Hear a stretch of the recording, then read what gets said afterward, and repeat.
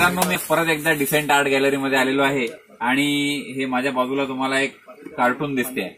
तर याचं नाव आहे गोकू आणि जपानमध्ये ही एक कार्टूनची सिरीज खूप लोकप्रिय होते सध्या. तिथे आपले जे अँड्रॉइड मोबाईल आहे याचा वापर खूप वाढला आणि त्याचा मुलांवरती वाईट परिणाम व्हायला लागला. म्हणून जपान सरकारने म्हणा किंवा तिथे एक असा नवीन तिथे कायझन हे सगळ्यांनी ऐकलंच असेल. व्हॉट्सअपवर वगैरे मागे बरेच मेसेज पसरले होते की एक कायझन तंत्रज्ञान आहे तिथे. म्हणजे याचा अर्थ change, all that people accept changes very soon. तर तिथे चेंजेस लगेच घडत जातात आणि त्यातलंच एक ही सिरीज तिथे खूप लोकप्रिय होते.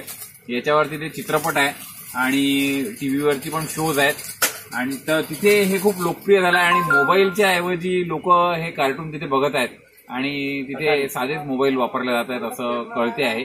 तर तुम्ही पण या संदर्भातली माहिती जाणून घेऊ शकता जर आवड असेल तर.